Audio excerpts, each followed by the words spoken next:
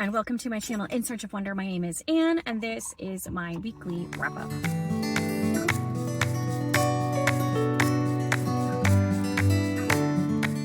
Welcome to fall in Virginia, where this morning when I left the house the temperature was in the 30s, and so I was decked out in complete winter regalia, including my winter coat, gloves, headband, boots, etc. And now we have the afternoon where I'm drinking iced coffee, which I only drink when it's hot outside. I have shed my sweater layer. I wish I could shed my boots layer. I should have thought to bring flats with me, but I didn't. And yeah, it's quite warm out there. That's what happens around here. But I'm recording this clip because A, I have a few minutes, and B, I finished reading a book today. So I finished reading this during my lunch break. It is Dickensland by Lee Jackson. And I feel a little awkward because the lady is pulling out of the spot next to me, and I don't want to look and see if she's looking at me to see what I'm doing. So I'll just, pretend it's perfectly normal for me to be holding up books at my phone and talking to my phone in the parking lot. It's perfectly normal. Everybody does it, right? Anyway, Dickensland by Lee Jackson. I finished reading it today. And I have to admit, I kind of left a bummer of a review on Goodreads. I gave it 2.5 to 3 stars. Well, I rounded it up to 3 on Goodreads and gave it 2.5. Honestly, 3.5 stars would, I feel like anywhere from 2.5 to 3.5 stars settles where I feel about this book. The biggest thing is that it wasn't what I expected. So let me get to that in a second. First, let me say the good things. It was very informative. It was obviously very well researched. And I learned a lot of things. I learned a lot about like the history of London and how it's changed since the Victorian times, and a lot of the reasons why it changed so much during the Victorian times. And I learned a lot about the author's thoughts. I wouldn't say it's learning, but I gained the author's perspective on literary tourism and the benefits and drawbacks of it. And I also learned a little bit more about Dickens' life. Not too much more than I already knew. That it wasn't really so much about Dickens per se. Didn't really get too deep into his actual life. So I learned some interesting things. It was interesting in and of itself. Like, it wasn't boring to read or anything like that. And it has some pictures of some of the places and things that he talks about in the book. But why was I disappointed? So it wasn't what I was expecting. When I read the blurb about it and the title and the subtitle, The Curious History of Dickens's London, I was thinking to me that this is kind of like an armchair tourist kind of book. Like, he's going to talk about all of the different sites in London that Dickens mentions in his books, and it takes you kind of like on a walking tour through London and discusses maybe the history of those sites and how they came to be and the role they played in Dickens' stories, that kind of thing. And that's not what it was. That may be what some people got out of it, but I was much more struck by what was not in this book than by what actually was. And I was disappointed because basically every site that he brought up in this book, every site that he brought up except for like 2, was either never actually Dickens' intention, like one, the Old Curiosity Shop. What people assume is the Old Curiosity Shop is just a ploy for tourists. Like, Dickens didn't have that particular shop in mind when he wrote the Old Curiosity Shop. In fact, I don't know that anybody knows exactly what shop he was thinking of. I think he just imagined one. And there's not actually a building that represents the Old Curiosity Shop in London. And at any rate, the one that most people assume to be is not. It was just, they just self-designated themselves as what Dickens was writing about. Most of the places that he wrote of, except 2, were either fake, like they weren't ever actually the places Dickens had in mind, or they've been demolished since then in the name of progress in London. And I guess you could throw a third category in there in that there's maybe a slim association with Dickens that has been taken advantage of, or I don't know what the word is. Extorted's not the right word, but like taken advantage of, that slim connection to Dickens has been exploited to make it into something that it wasn't really. So all of these sites that he's talking about, like he talks about coaching inns and the Old Curiosity Shop and all these other things, all the ones that he mentions, they're not actual places that you can go and visit, except for the Old Curiosity Shop, which is not even really an actual place. Oh, and wait, is that one even standing anymore? I can't remember. And then the George's Inn, which is still standing and you can visit, but it's one of those that only has a tangential connection to Dickens. It's not like he didn't live there. It's not a definite thing that he wrote about anything happening there, like it wasn't a setting or whatever. I think it maybe have mentioned, like it has one mention in a book, Little Dorrit, I think. It briefly mentions this Old George Inn. Like nothing actually in the book happens there. So it's not about places that you can go to in London and see. It's about places that you can't go and see, either because they never existed or because they have been destroyed. So that was a bit of a letdown for me, because I kind of was wanting to know more about the actual place. Now, I don't mind learning about the places that, like, knowing, okay, he had this neighborhood in mind. This neighborhood is destroyed. This slum yard is destroyed. This graveyard is destroyed. Like, or they refurbish it. It's not anything like what he wrote about now. It's, completely different. Like, I don't want to know about that too. Like, that's interesting. But the fact is that the book is only about those things. It's only about those things. It's not at all about actual places. Like he mentions in passing, the temple, what is it called? The Inn of the Courts and the temple. What is it called? I forget. Anyway, it's a place where like lawyers lived and assembled and whatever. It's like, where the law happened. And people lived there in those buildings, and in multiple different books, Dickens writes about that and about people having lodgings there or whatever. He mentions it in passing and doesn't go into it at all. And that's what I was like, that's what I want to know about. Like, I want to know about the history of that building and the characters that Dickens put into those buildings and why, and, whatever, to give me more of a sense of place with this story. The other thing that the book is about that I wasn't expecting was more about the author's perspective on literary tourism, which he seems to have a bit of a mixed bag in his perspective. There was a lot of condescension, I felt, in his tone about people who wanted to go and see the places that Dickens wrote about, to the extent that they were willing to accept any forgery as being an actual place that Dickens wrote about. And, that they were so intent on experiencing Dickens for themselves that they, could imagine anything into being a Dickens place. And so he seemed to have a little bit of derision towards that sort of tourist. But then at the same time, on the flip side of that coin, he was saying that everything that Dickens, except for where he specifically named an actual building, like the Temple Inn or whatever it's called. I can't remember what it's called.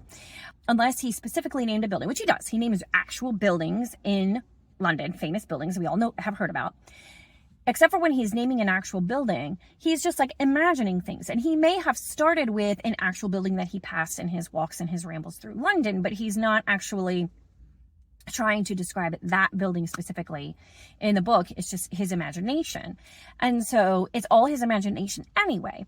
But then he kind of raises the question, so then should we bother trying to make it into an actual place? Is that trivializing his creative work?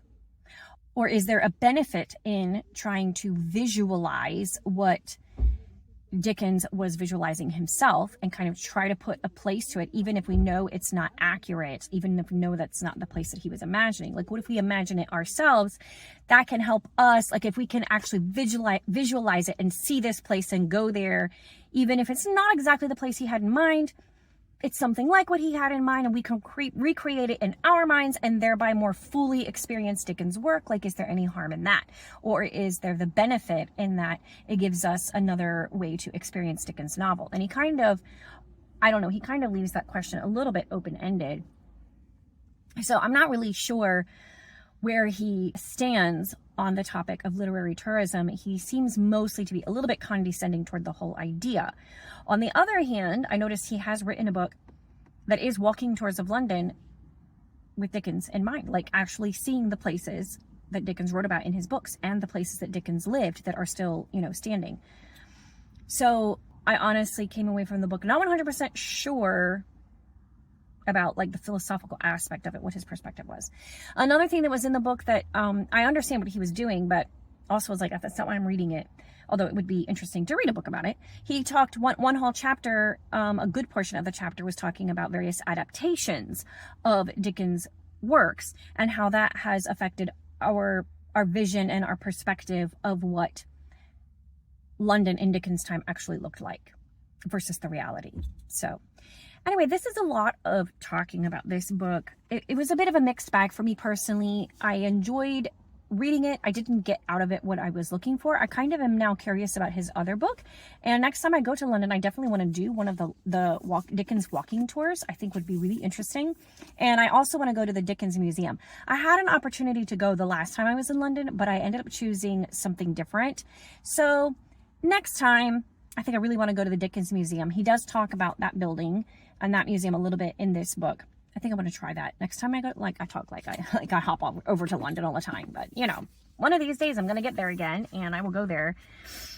It was worth reading. It was interesting, but it wasn't 100% what I was expecting. I think if you know what it's about when you go into it, you will enjoy it, and you will enjoy kind of thinking through the issue with him and considering the different perspectives. So there you go. That was way too much talking about this book. I always do that. Apologies. I'm still working on the Thursday Murder Club. I will finish that on Thursday, interestingly. And yeah, otherwise, I am wrapping up October very nicely. So I'm going to go ahead and get started on November because November is going to be a busy month, y'all. So there you go. That was my first book of the week. And I will see you again later. Oh. Let's try that again. Hello. That was better. It is, what day is it? Friday. It is Friday afternoon. Today is a teacher work day. I was a good little girl. I did my teacher work stuff already this morning. Got up bright and early, went to a coffee shop where I could concentrate and focus and not have children and housework distracting me, and finished all my grading and inputting all that grades and stuff. So I am done with those responsibilities for today. However, I am avoiding and shirking all my other adult responsibilities in my life. I am not sure who thought it was a good idea to make me an adult, but they were sadly mistaken because I have bills to pay. I have a house to clean. I have a calendar to update. Am I doing any of those things? No. I have this window of time in the afternoon and I am filming for BookTube instead of facing my adult responsibilities. So at least I did all the ones that I actually get paid for. So there's that. Yeah, there's hope for all of us. Anyway, yes, I am going to wrap up my weekly wrap up here today with this video and share with you the books that I have read for the rest of this week. But first, yesterday I went to the library. We had an early dismissal at work and I dragged my children with me to run a couple of errands, including going to the library, and I picked up a book that I'd had on hold, and also I did a little browsing and I found some books for sale. So I just wanted to show you those. They had a really cute window display in the library that was all like autumnal and everything, and it was really cute. So there's a little clip of that for your viewing pleasure. But as for the books that I picked up while I was there, first of all, the book that I had reserved was A Tangled Web, which is going to be the group read for more Montgomery with Lizzie Faye Loves Books and Mitzi Reads and Writes and Sonia with an I. And I'm really looking forward to reading this. I think that I read basically all of Lucy Maud Montgomery's books that were available when I was a teenager. I think some compilations have been published or republished or repackaged or whatever since that time. But I think I've pretty much read almost everything except for some of the short story compilations. And so I'm pretty sure I read this too, but it's been ages and I don't remember it at all. So I am looking forward to reading this one with the Montgomery group challenge, but I was having a hard time finding it. It was not on Pango Books. It was on Thrift Books, but it wasn't a very nice edition, and it was more than I wanted to pay for that edition. And so I didn't want to pay full price for a new one. So I had kind of like given up hope on it, but then I saw it, that it was available at the library in the county where I work, rather the county where I live. The county where I live did not have it, not digitally, not physically, but the other county, which I can also use, had it available. That was a lot of words, but sorry. Anyways, Tangled Web, I picked it up from the library. I'm going to read it in November with the group read. While I was there, I found this on the book sale shelves for $2. It is a hardback copy of The Age of Innocence. And so I have already unhauled my previous copy, which was this, which is really ratty, as you can see, and was also, it was the movie edition version of the book, which is not my favorite version of having a classic. So I'm going to put that in a little free library or thrift store or something. And then this one, I'm so excited to have because this is on my list to reread, and I will be rereading it eventually and then reading some more of Edith Wharton's books. But I would much prefer to read from this copy. It's just a Barnes & Noble's classic, and an older one at that. But, and there's nothing, you know, special, particularly beautiful about it, but it's hardback and it's in great condition. And it was $2. So a vast improvement over the copy that I had.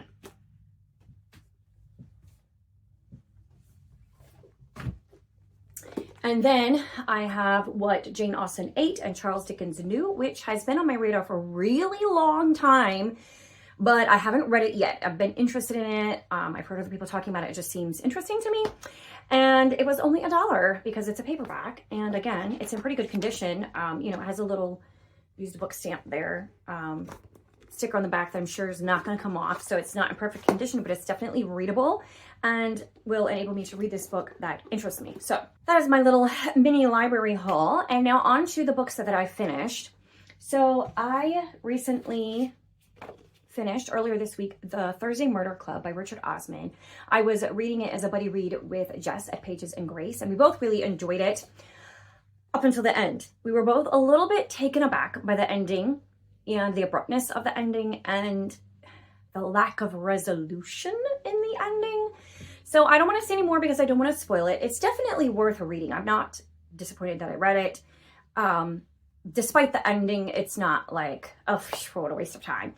I didn't feel that way. It was very cleverly written. I really loved the characterization in this book. So some people classify it as a cozy mystery, and I can see that because it's not like blood and gore. It's not high suspense. It's not any of those things.